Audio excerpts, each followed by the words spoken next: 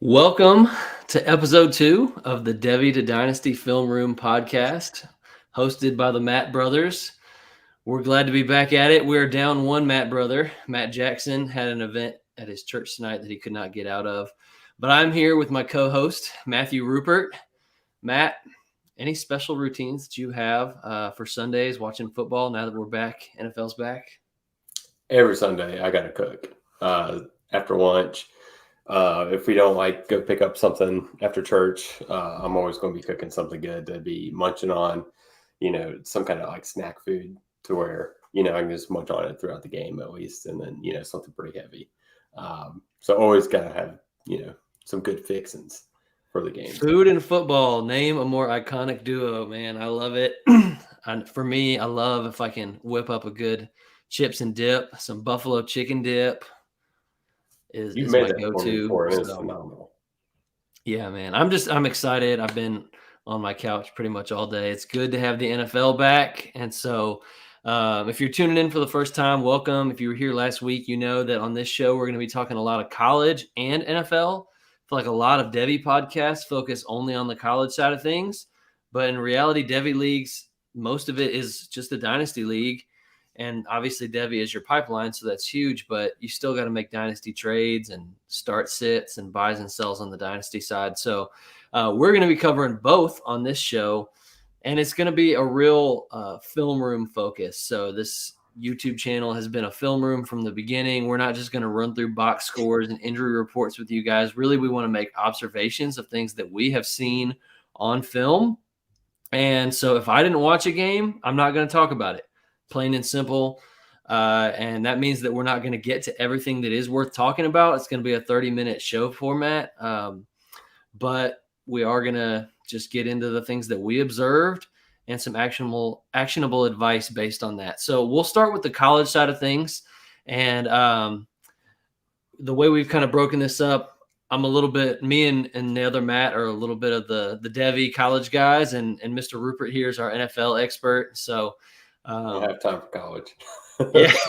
yeah, man. We can't all spend Saturday and Sunday watching football, but I like to try. So anyway, I'll make a few observations of my own from this weekend, and Matt, if you have any questions as I'm talking about what I watched and how that applies to dynasty leagues, feel free to pop in with that. But first, I'm an NC State grad. We actually both are, and so I watched NC State versus Notre Dame. And Notre Dame kicked our butts, which was unfortunate. But one observation I made from that game is Audric Estime looked really good. Now, he's the running back for Notre Dame. He is listed at 5'11" and 227 pounds. So he's a big boy. Prototypical NFL size. And he wasn't really on my radar coming into this year, but this is his third big game in a row. They played week 0. So third big game in a row. And NC State has a pretty respectable defense. I'm biased, but I think NC State has a pretty respectable defense. And he torched us. He broke off an 80-yard touchdown run, which shows that he's got the jets for a guy that size, showed good movement skills. And his contact balance is incredible. He's hard to bring down. So he's a riser for me and somebody that I'm going to be keeping my eye on moving forward as a Devy dark horse. Do you have any kind of pro comps or other college comps to him? I haven't watched enough of him yet to give a comp. Again, you're looking at it right now from what I've seen. I have not seen a whole lot in the receiving department. He's a big bruiser. And so 5'11", 227. You're looking at, more of a Zach Charbonnet mold, I guess. But Charbonnet did a ton in the passing game too. So I just don't feel comfortable. I haven't watched him enough to make a comp, but he runs like a freight train, like a runaway freight train. He's a bruiser. So the other game that I watched was Texas versus Alabama. This was kind of the big Devy game on the slate. You had tons of future NFL potential players on both sides of the ball. And some of my main takeaways from that game, CJ Baxter played. So I mentioned last week, we thought he broke his collarbone. I guess he didn't because he was out there. I thought he looked pretty good. Again, he got the start as a true freshman, and the box score is not going to jump out at you or as anything special that he did, but he didn't look like a true freshman to me. He's a big body dude, looked like just an athletic just built like a brick house, and he moved well, and he had good patience and vision for a freshman. So this is a guy who I'm still buying into, even though 2 weeks, not much in the box score. If there's a buying window, buy him, because I think his, as he gets closer and closer to the NFL, his price is only going to go up. And the other big observation that I made from that game is that Jalen Milroe is not a Devy asset. Now, some of you might be like, duh, Captain Obvious. I never thought he was to begin with. But some people, I saw him drafted in almost every Devy draft that I did this year. A lot of it is just I'm going to take a flyer on potentially getting the Alabama starting quarterback. So I totally get that. And some people might buy based off of he's the Alabama starting quarterback. Maybe they didn't watch the game. Maybe they're just looking at the box score. They say he's a dual threat. He's got great mobility.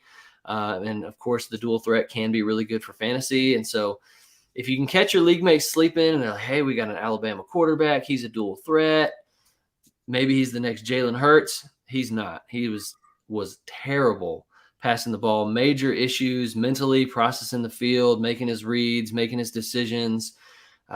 His accuracy was all over the place. He had a nice deep ball, but he really held that offense back. And so not only him, but guys like Isaiah Bond, who I think is a wide receiver with some real NFL potential, he's going to be held back for as long as Jalen Milroe's the quarterback.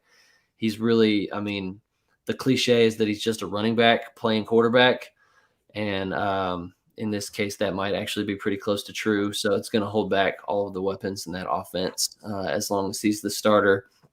And then the last game that I watched, I fell asleep in the middle because I can't hang with these Pac-12 games. But USC, Caleb Williams, you don't need me to tell you that Caleb Williams is a stud. He's worth tanking for.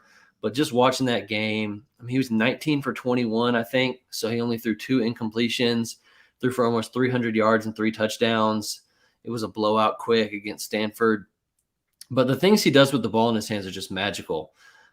He's got that it factor. And so if you don't play Devy and you're just a dynasty player watching this, trust me, you want to make the decision early this year if you can contend or if you can't. And if you can't, sell it all, burn it down.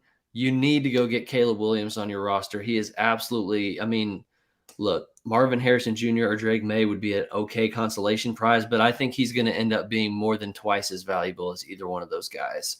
So if you can get a jump start early in your league mates, it takes them 4 or 5 weeks to figure out that they want to tank, and you can start tanking right now, sell away the assets, get yourself the number 1 pick. You're not going to regret that. So those are some of my observations from the games that I watched. As far as a stock up, stock down, I'm going to say Devin Neal is stock up. He's the Kansas running back. He's somebody that I have not paid enough attention to over the last few years because he's at Kansas. But when I watch him, he just looks electric with the ball in his hand. Great cutting ability, lateral agility. He's put up a couple good games here to start the year, including in the receiving department. I love a running back that can catch passes, and he's been showing me that the last couple of weeks. So Devin Neal, he had a Friday game, so I watched him on Friday night. He looked really good. He's a stock up for me. And then stock down, I'm going to say Donovan Edwards, just because he has been getting the same amount of touches as Blake Corum. So they're kind of the duo in the Michigan backfield.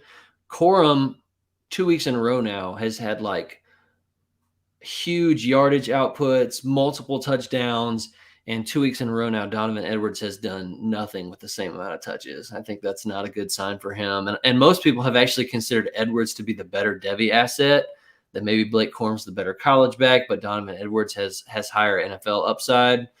But right now, Blake Corum looks really good, and Donovan Edwards running behind the same offensive line against the same defense is just not doing it. So he's a stock down for me. And you could say similar things about Braylon Allen, who looked bad this week too. But definitely got my eye on the 2024 running back class. It's been a rough start. Raheem Sanders is hurt. Travion Henderson is in a major timeshare and not looking as good as we hoped. Edwards and Braylon Allen, question marks there this week. So 2024 running back class needs some people to step up. So those are some of my college slate takeaways. And we're going to spend the rest of our time basically talking NFL, because y'all don't want to hear me talk for 30 straight minutes. And it's NFL Sunday. We just had week 1. We got a lot to unpack. Anytime you got the first week of the season, there's going to be surprises and takeaways. So let's get into it. Matt Rupert, give me some of your early reactions, early things that you noticed from week 1 of the NFL slate. Zay Flowers is a stud.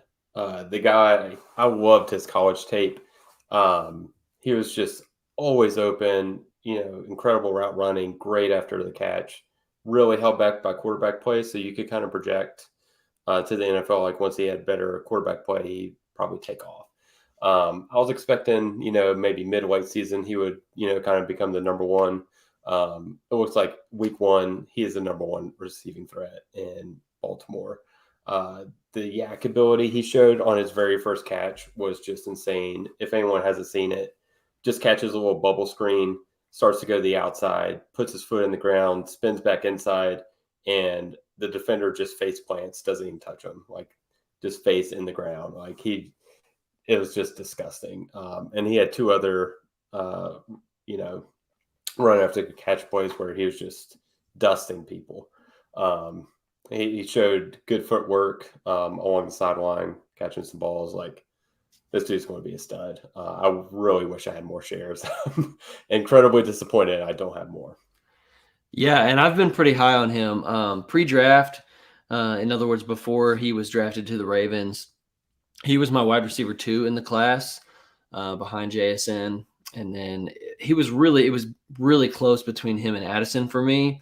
And then I felt like Addison got the better landing spot with the Vikings to produce right away opposite Justin Jefferson, and with JJ taking so much of the defensive attention that Addison might just have a ridiculous rookie year. So I flip-flopped those 2. Flowers has continued to be my wide receiver 3.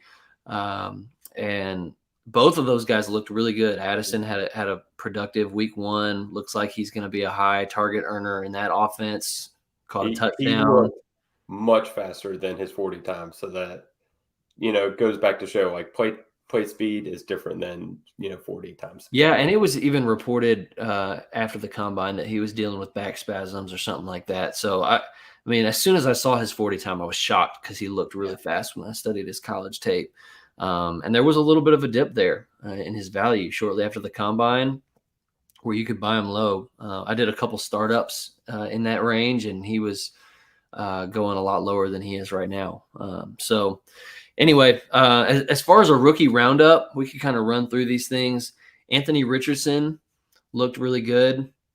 I mean, he didn't look like the most amazing passer in the world, which we expected, but he was good enough.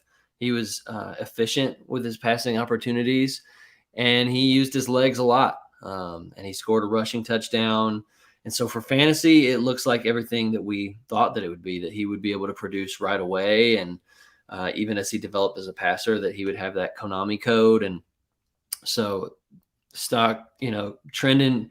What you didn't want was to see him come out and lay an egg, throw 3 interceptions. It's like, okay, who cares if he can run, if he can't pass at all? But he didn't look like that. He looked like a future franchise quarterback to me, and put up a big fantasy game. And so I agree. I feel really good about what I saw from Richardson this week. He had a couple throws where they're completions, but they didn't really allow the receiver to run after the catch because it wasn't perfect, but it was still catchable. It wasn't bad. And then he just looks different. The combine told you. We've seen Cam Newton so many times run that shotgun, just quarterback power up the middle within the 5-yard line. And he just looked different doing it. His acceleration as soon as he got that ball to hit the hole is just next level. I feel like he can easily put up 15 rushing touchdowns this year. Just every time they're in the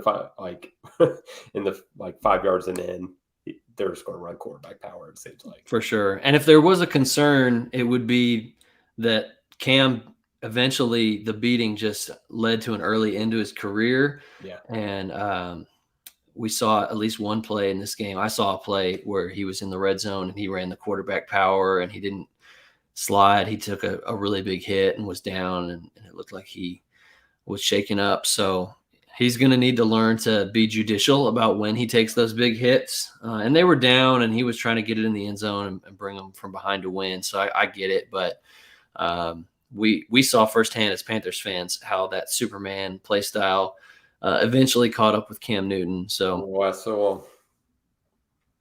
yeah. All right, so moving right along, Bijan looked electric. You and I watched that whole game because we're Panthers fans. He had 10 carries, which was maybe a little less than people were hoping for. I mean, certainly for me, Tyler Algier is such a jag, just a guy. Like, he's not special. He's not terrible, but he's not special.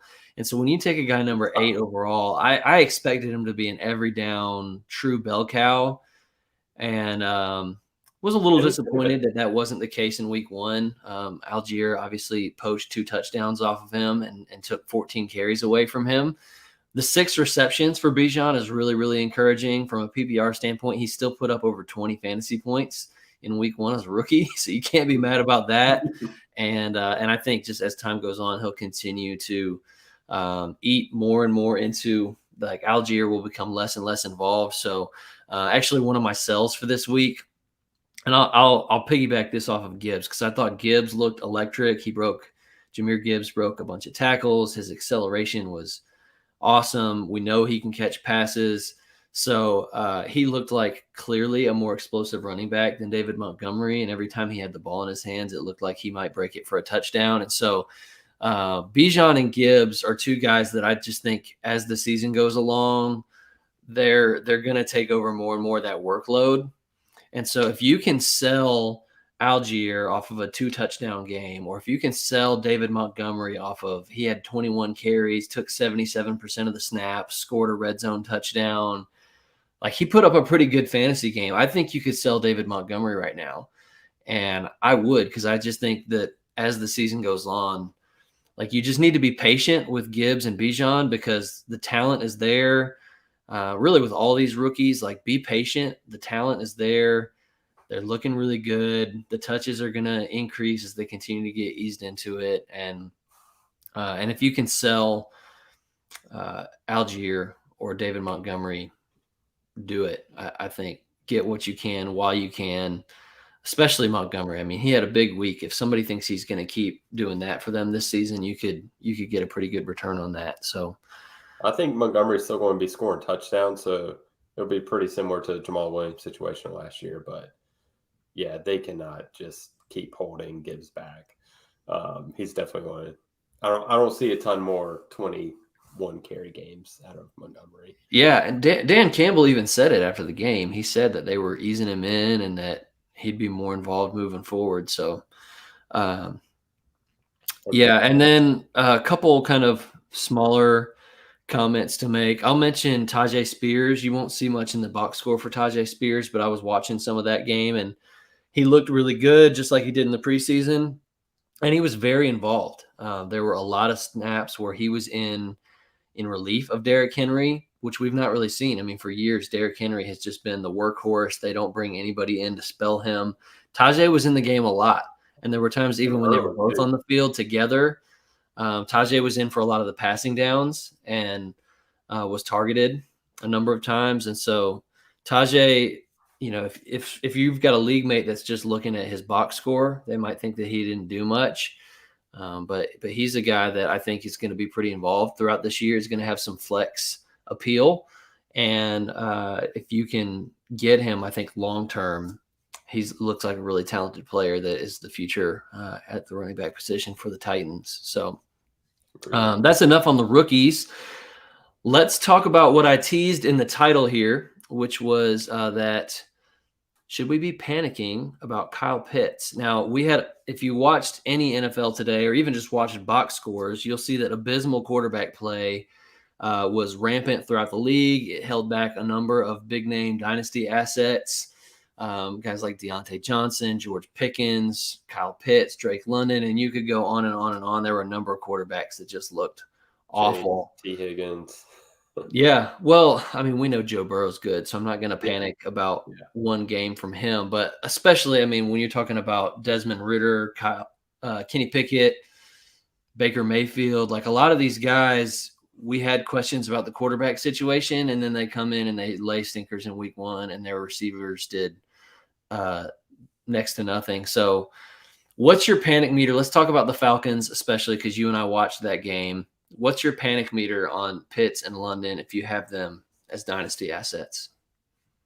I'm not concerned about them long term. So if I'm looking to contend this year and I have an older roster, I'm like trying to go all in, I'd be selling them. They're not going to do anything this year, but I think it's beyond obvious that they're going to be drafting, Caleb Williams, Drake May, somebody next year, or trading for somebody. Like they're not going to roll out again next year with Desmond Ridder as their QB1. He just looked awful. Just no, he wasn't getting any reads. He wasn't, making quick decisions. He wasn't accurate other than like 2 throws.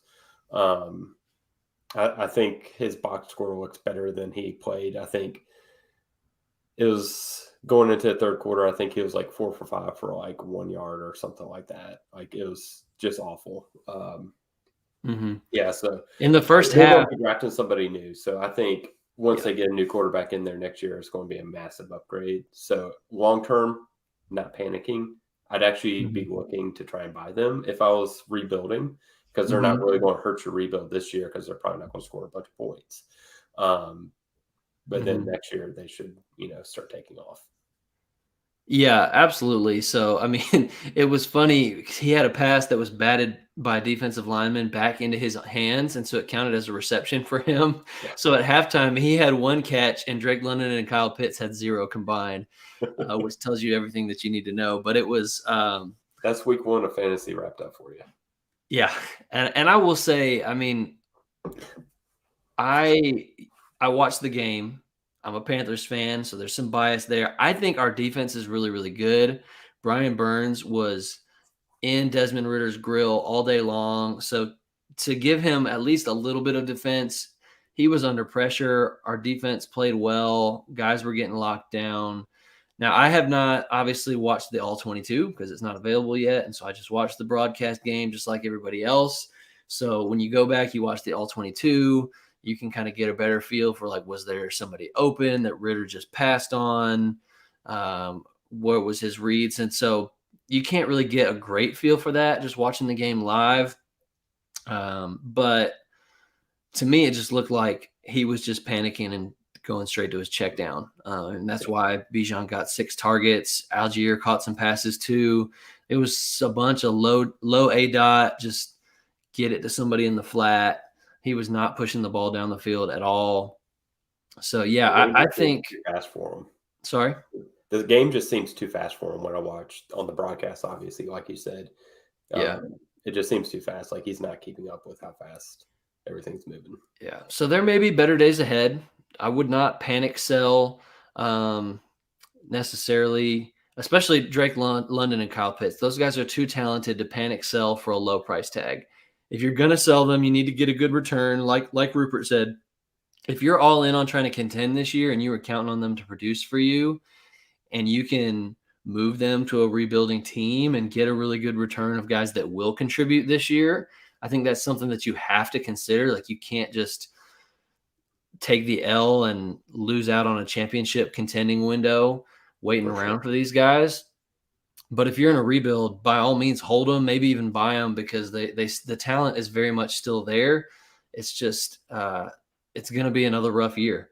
I think we probably should have known that coming in. It's Desmond Ridder. It's Arthur Smith, right? So both of those guys might be gone next year. Situations change. I like to buy talent in Dynasty, but I would not panic sell either of those guys. All right, real quick here. Let's talk about J.K. Dobbins, because it's really unfortunate. It's been confirmed. He tore his Achilles, and I really feel for the guy. I mean, he's young. He just finally got back from like a 2-year recovery from tearing multiple ligaments in his knee. And then this happens. And we know that the history of running backs coming back from Achilles tears is really, really bad. Nobody does it. Nobody does it well. Even Cam Akers. I mean, we thought, hey, maybe Cam Akers is going to make the comeback from Achilles, and here he is getting out-touched by Kyron Williams. So there are basically no success stories of this. James Robinson, we thought for a second, hey, maybe he's going to make the comeback from the Achilles tear and look good. And now he's dust. So it just doesn't happen. And I think, unfortunately, this looks like the beginning of the end for J.K. Dobbins as an NFL running back, as a fantasy asset. And, fantasy is the last thing we need to worry about right now. I just feel bad for the guy.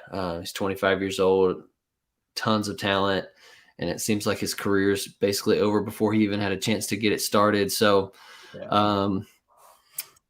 if you have him, hold him. I don't really know what else to say. It's a tough situation because if you've got him on your dynasty team, you were counting on him, and now you can't play him, and there's virtually no tradability there, and so it's just a major hit to your dynasty roster. But it is what it is, and so prayers up for J.K. Dobbins that he can make a quick recovery and hopefully get back to being a really good NFL player. It seems unlikely at this point, but I wish nothing but the best for him moving forward. So, if you have Dobbins and you don't have Gus Edwards or Justice Hill, try and grab them, trade for them for cheap. Those are priority ads. Hill looked pretty good after Dobbins went out, and it's very possible that they make a move for somebody. So maybe this is Jonathan Taylor's ticket out of Indianapolis, perhaps, or maybe a guy like Leonard Fournette gets signed. So keep an eye on Fournette or Hunt makes too much sense to me. Yeah, Hunt. Melvin Gordon was the guy they brought in at training camp and then cut. So there's a number of possibilities. Look for them to probably make a move and keep your eye out on that. But yeah, like you said, Justice Hill is a priority ad, I would say, and Gus Edwards secondarily to that. So, well, Matt, give me one buy from this week's NFL slate for you. I'm contractually obligated to give a shout out to Rashid Shaheed. I've been on his bandwagon since last year, and I thought he looked phenomenal today. He's a guy that, if I'm rebuilding, I'm going to go buy. If I'm like middle of the pack, I'm going to go buy. Even if I'm contending, like if I can get him cheap enough, I'm going to go buy him. I was able to get him for third round picks this offseason. He just looks so explosive and dynamic to me. Every time he touches the ball, it's like one of those, like you hold your breath because he may be breaking it.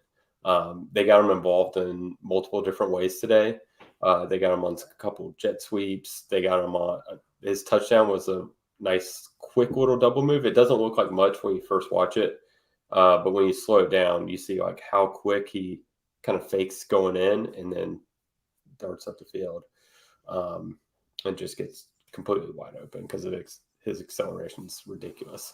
And then he could have had another long touchdown. Derek Carr threw him, I think, a little bit too close to the sideline, so it kind of carried him out of bounds. But he was gone for another touchdown on his deep ball he caught on the 9 route on the sideline. So they're getting him involved in multiple different ways. I do not see any way that Michael Thomas is back with the Saints next year. So I think it's going to be Shaheed and Olave running that offense next year. So he's a guy that I'm going to try and buy even more, even though I've pretty much bought up all the shares I can at this point. Yeah, man, props to you for that. I know you were buying him up this offseason, and I was kind of skeptical. I was like, man, he had some good games. He had some big games at the end of the year, but I was like, Michael Thomas is going to be back, and he's just this day 3 guy. Like, I wasn't really buying it, but he did look good today. He was heavily involved in the offense. So props to you. I think you could, if you wanted to get out now and turn a profit on those third round picks, you easily could do that, I think. And if you want to hold and because you believe in him, I respect that too. So what about one sell for you? Kyron Williams. Okay. 2 touchdown day. Not to say that I'm a believer in Cam Akers. I just don't believe in any of those running backs with the Rams at this point. Even though it seemed like their offense had a much better day than what anyone was anticipating. He's just not a guy I believe in when I watch tape. Not, just another Jag to me. So if you can get any kind of profit, someone lost, a running back today, or they came into the season pretty weak, or, they got Jonathan Taylor and they don't know what's happening with their running back room, go ahead and throw him out there, try and get some 3rd-round picks or, something like that. Try and capitalize off a 2-touchdown game. Yeah, I think that's a good idea. So I'm with you on that sell. For me, I would say a buy is Jacoby Myers. He's a guy that I've loved since we watched him in college at NC State, and I think he's a great route runner. Mm-hmm. And he came in as undrafted, earned his way into a starting spot for the Patriots. Has been one of their better wide receivers the last few years, and they let him walk. The Raiders bought for 3 years, $33 million. And the opportunity to be a high target earner is very much there. I mean, Waller's out of town. You got Devontae Adams, and then it's wide open. I mean, Michael Mayer, they just drafted, and then Hunter Renfro's been there. But clearly after week 1, I think we can say that the number 2 target earner in that offense seems to be Jacoby Myers. Last time I checked, the game was still going on, but he had 10 targets. He caught a touchdown, was looking really good. And so I think he's one of those names that, because he had no draft pedigree and he's not a super exciting player to watch, I think he'll always be one of those underrated guys that you can buy for pretty cheap.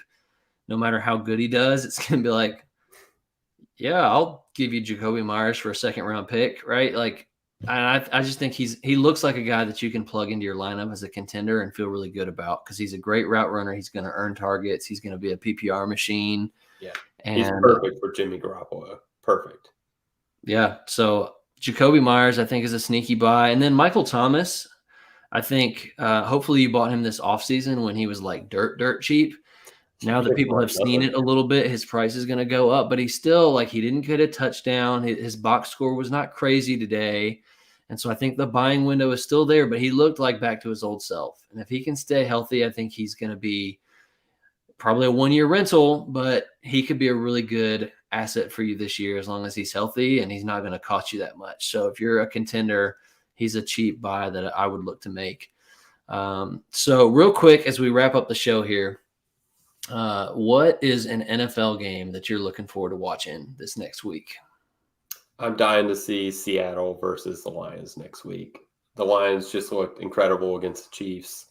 Even though they're missing Jameson Williams as an explosive element to their passing game, they're still a blast to watch on offense and on defense. And then Seattle with that trio of wide receivers and Geno Smith, and then their young defense. I feel like that game's going to be a blast to watch. Yeah, that should be fireworks. I'm excited to see that one too. I'll throw one in there. This one, based on this week, it might not be that exciting, but a little division rivalry between the Bengals and the Ravens. Which of those quarterbacks, maybe both, will bounce back from a really bad week 1? Will Zay Flowers continue to look like a stud? What are the Ravens going to do at running back now in the wake of this devastating injury? So there's a lot fantasy-wise that I just want to see how it plays out in that game. So that's one that I'll have my eye on. And then I'll give a college game as well. So Washington plays Michigan State next weekend. And I think from a Devy perspective, guys that we have been really excited about that Matt Jackson hit on the show last week is Michael Penix, Rome Odunze, and Jalen McMillan. That trio is electric. They all have NFL upside. Rome Odunze in particular, I think, has the potential at 6'3", 200+ pounds at wide receiver to be a first-round pick. And he's been killing it, but they haven't been playing a very high level of competition. And so now Michigan State should be a big step up in terms of playing a Big Ten defense. They've historically been a pretty good defensive team. And so I'm going to be interested to see what those guys look like in that matchup if they pass the test. So that's one college game that I'm looking forward to seeing. So as we wrap up, Matt, where can they find you on Twitter? Yeah, you can find me at Matthew Rupert FF. M is capitalized, R is capitalized, and FF is capitalized. There you go. So Matt is new to Twitter. I just got him to make an account, so go give him a follow. You won't regret it. He knows his stuff. You can find me at Devy2 Dynasty FR, the number 2, not TO. And you can find me there on Twitter. That's also my YouTube channel. So if you're listening to this on Apple Podcasts, you want to go to youtube.com/@Devy2DynastyFR. You can find lots of film breakdowns. That's what I love to do. Strengths, weaknesses, all that kind of stuff. So you can find us, leave a 5-star review on your podcast of choice, whether that's Apple or if you're listening on YouTube, drop a comment, leave a like. We appreciate you watching, and we'll see you next week, same time, same place, Sunday, 7:30, right here on the YouTube channel, and then shortly after it'll go live on Apple Podcasts. So thanks for watching. Have a great week. See you, everybody.